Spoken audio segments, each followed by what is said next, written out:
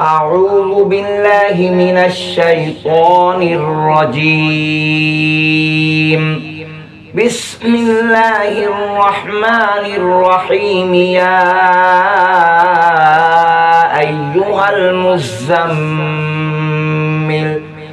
قم الليل إلا قليلا نصفه أو ينقص منه قليلا أو زد عليه ورتل القرآن ترتيلا إنا سنلقي عليك قولا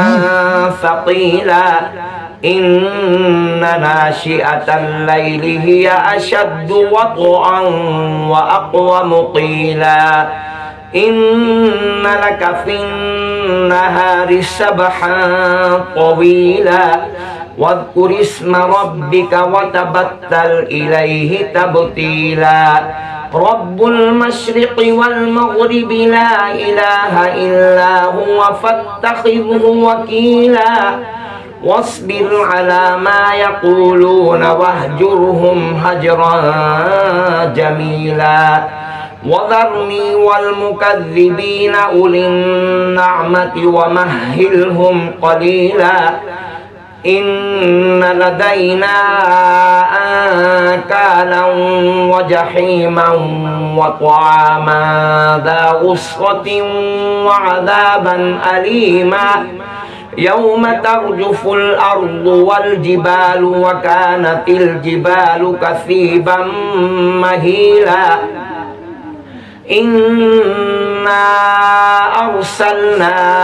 إليكم رسولا شاهدا عليكم كما أرسلنا إلى فرعون رسولا فعصى فرعون الرسول فأخذناه أخذا وبيلا فكيف تتقون إن كفرتم يوما يجعل الولدان شيبا السماء منفطر به كان وعده مفعولا إن هذه تذكرة فمن شاء اتخذ إلى ربه سبيلا إن ربك يعلم أنك تقوم أدنى من ثلثي الليل ونصفه وثلثه وطائفة من الذين معك والله يقدر الليل والنهار علم أن لن تحصوه فتاب عليكم فاقرؤوا ما تيسر من القرآن علم أن سيكون منكم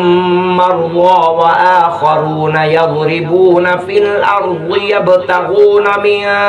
فضل الله وآخرون يقاتلون في سبيل الله فاقرؤوا ما تيسر منه وأقيموا الصلاة وآتوا الزكاة وأقرضوا الله قرضا حسنا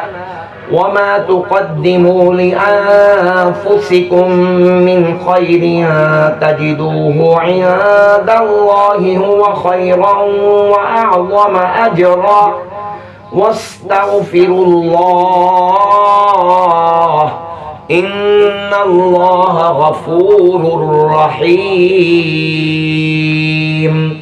صدق الله